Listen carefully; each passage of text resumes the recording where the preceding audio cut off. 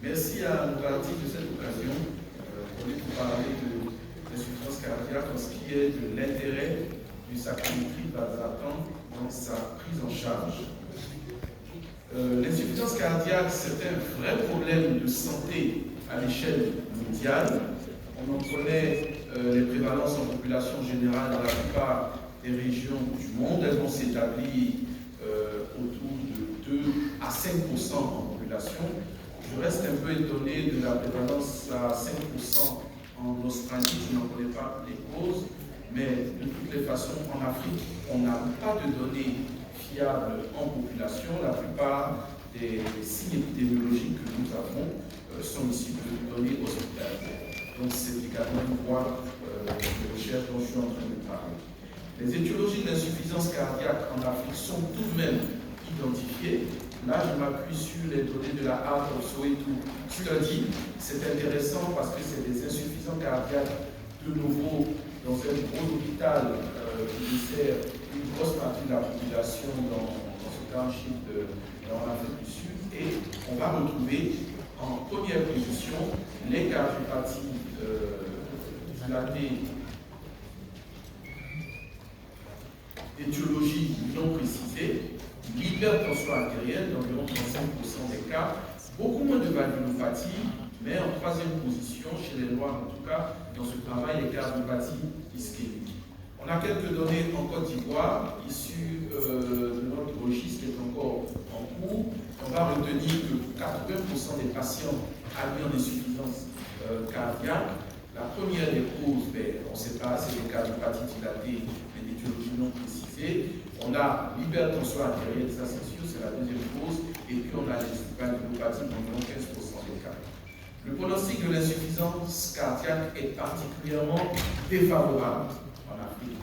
Vous le savez, dans l'étude CHF, quand on compare la mortalité dans toutes les régions, elle est plus importante en Afrique.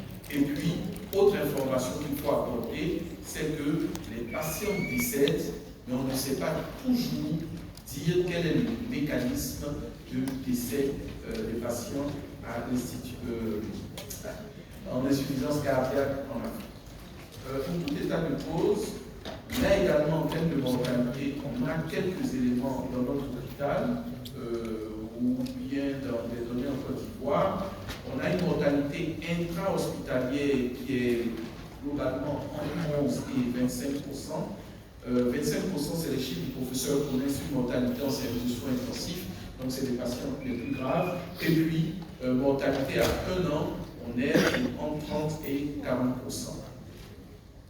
Voici donc le voyage, si on peut appeler comme ça, de l'insuffisance cardiaque, avec des périodes de stabilisation entrecoupées d'épisodes aigus de décompensation, détérioration de la qualité de vie jusqu'à la survenue de l'issue fatale.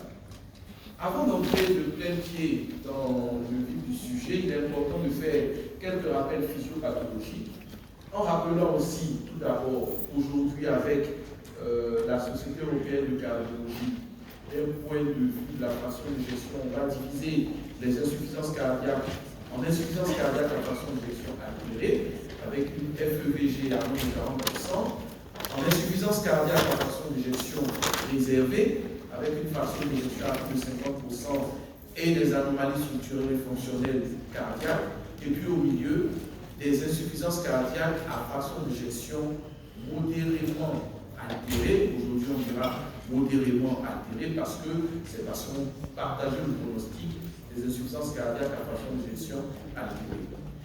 Insuffisance cardiaque à façon de gestion altérée, ça va être l'essentiel de mon propos.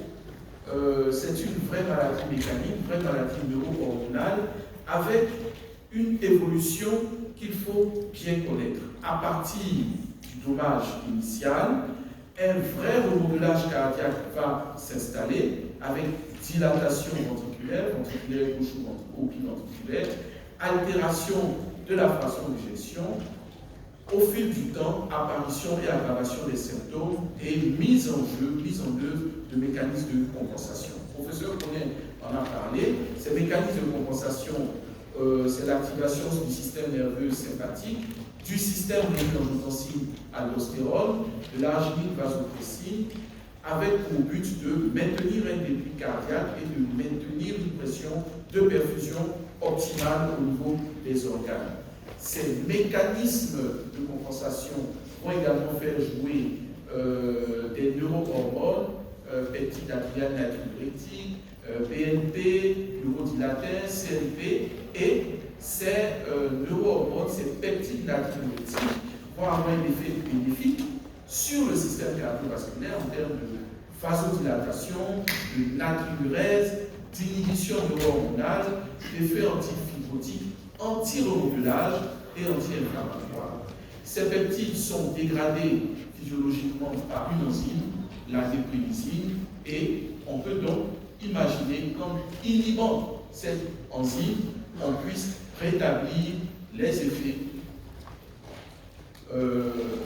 positifs, physiologiques positifs de ces peptides natriurétiques. Ainsi donc, le LCZ696 de son nom a été développé, qui va associer un bloqueur du système rénine-angiotensin aldostérone, un antagoniste des récepteurs de l'angiotensin 2, le valsartan, et un inhibiteur de la déprénisine, le sacubitril.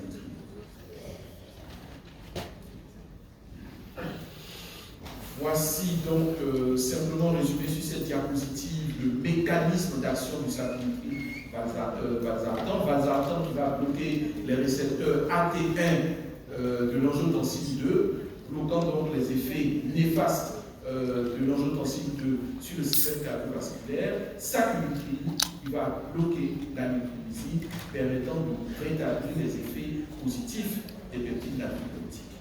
Et je vais donc m'appuyer sur cette voie physiopathologique pour mettre en place le traitement de l'insuffisance cardiaque et puis vous donner les preuves scientifiques de l'efficacité du sacubitril valsartan. J'aime bien cette représentation des choses en 5, 4, 3 que l'on voit au professeur Lam.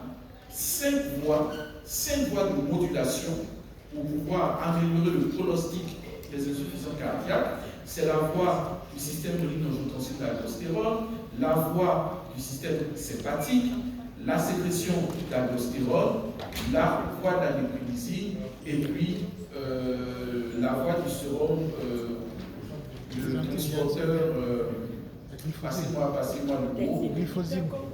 Dapagliflozine. Le transporteur sodium glucose au niveau rénal. Voici donc les 5 voies physiopathologiques.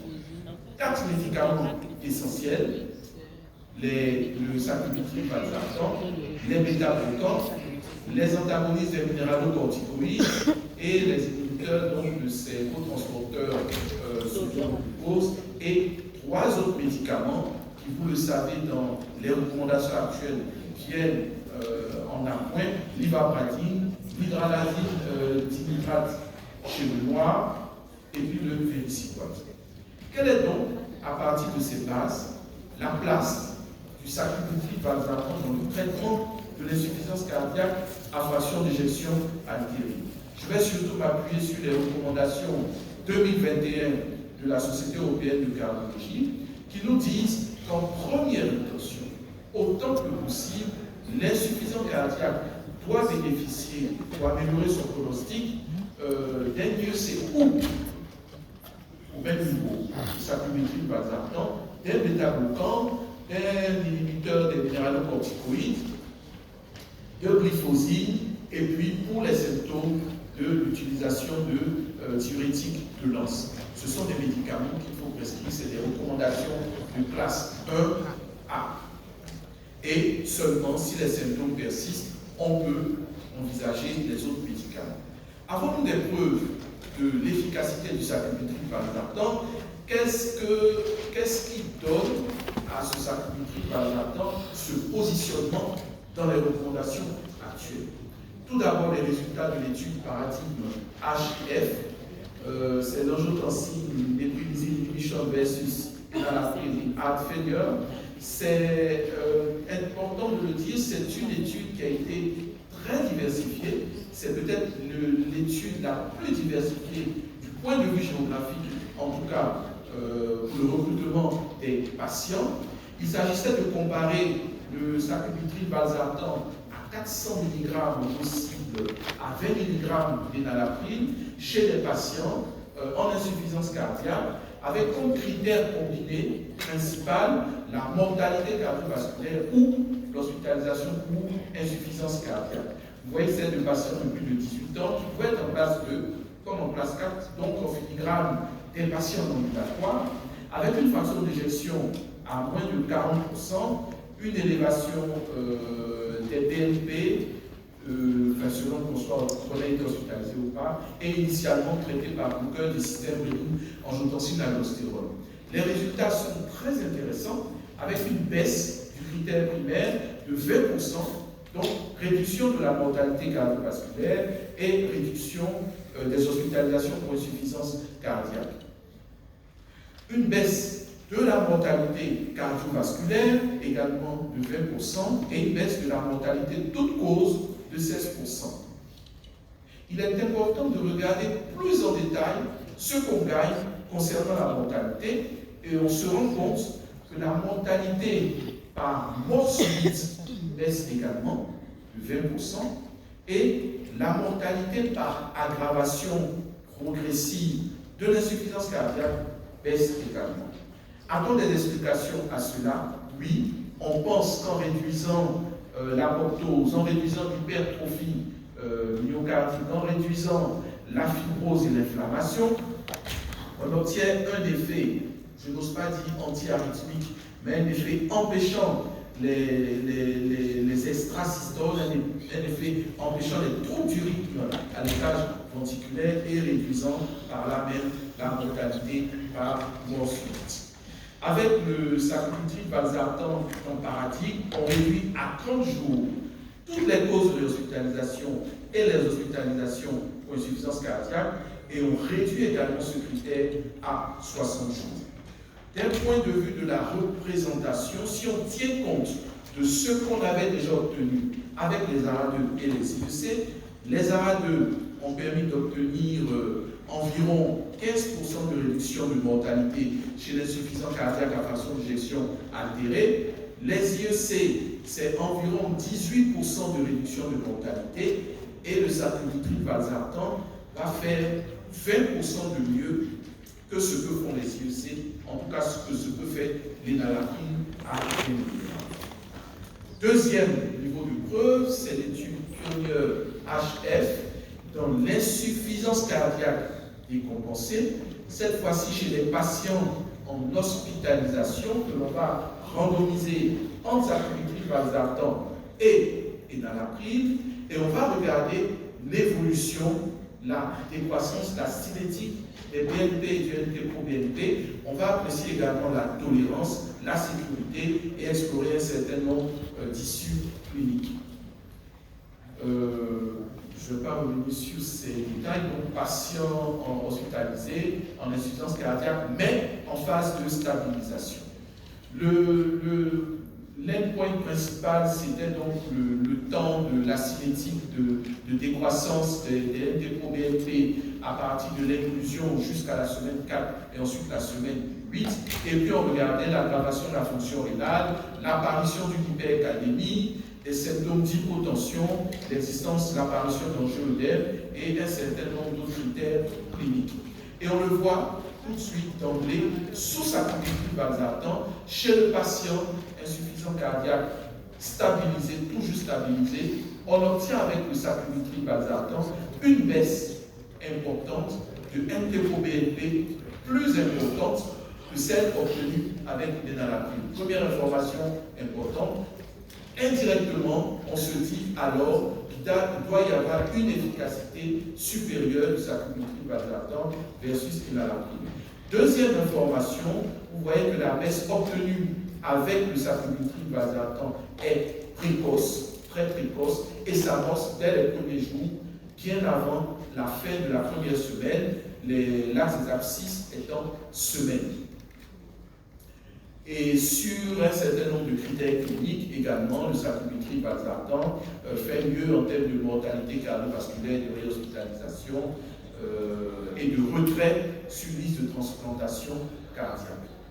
Dernière étude que je vais vous présenter, tout aussi intéressante, c'est l'étude Prove It. Étude Prove It qui va se baser sur les résultats de Pioneer et qui dit, ok, on arrive à prouver qu'on fait baisser les peptides natriurétiques avec le sacubitril valsartan, mais est-ce que ça s'accompagne d'un remodelage inverse, d'une amélioration du remodelage au niveau du ventricule gauche? On va donc, chez ces patients, essayer d'établir une corrélation entre la baisse du sacubitril valsartan et l'amélioration de la fonction et de la structure du cœur. On va donc regarder qu'est-ce qui va se passer en termes de fraction d'éjection et un certain nombre d'autres critères que je vais vous montrer.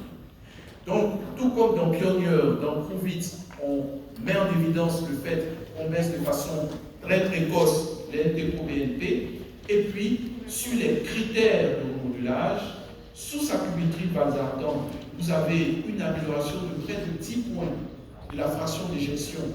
C'est par exemple la personne qui va passer de 30% de FEVG à 40% de FEVG. Et chez les patients qui étaient naïfs de tout traitement, on a le volume diastolique du ventricule gauche, on obtient également une réduction à 1 an d'environ 12%. Et puis, lorsque on regarde le volume télésystolique également du ventricule gauche, les choses évoluent dans le même sens. On a une petite réduction de ce volume télésystolique. Le volume de l'oreille gauche va diminuer. Et puis, on a regardé également le ratio E-E' pour avoir indirectement un reflet de la fonction diastolique et des pressions de remplissage. Là également, on obtient une petite réduction du ratio E-E'. On a également quelques explications tout de même rationnelles pour ça, parce que le sacubitril valsartan va faire baisser la post-charge, va réduire la fuite mitrale fonctionnelle, va réduire la sécrétion d'aldostérone, réduire la fibrose intramyocardique et puis lutter contre l'hypertrophie et l'apoptose. Et donc, je résume sur cette avant-dernière diapositive les données que l'on a obtenues, Pioneer, qui nous montrent l'efficacité versus enalaprine. Transition, je n'en ai pas parlé, mais qui nous dit qu'immédiatement avant la sortie du patient, on peut prescrire le sacubitril valsartan. Paradigme qui montre que prescrire chez nos patients en ambulatoire ou en hospitalisation, ça réduit la mortalité, ça réduit les réhospitalisations. Et puis Prove It qui nous dit qu'en fait, tout ça, le substratum, c'est la promotion des remontelages favorables et la réduction du NT-proBNP. C'est ma dernière diapositive, Monsieur le Président. Aujourd'hui, on connaît les médicaments de première ligne d'insuffisance cardiaque. On nous propose d'y aller par 4 chemins, plus les diurétiques. Et le sacubitril valsartan, eh bien, c'est l'un de ces chemins. Je vous remercie.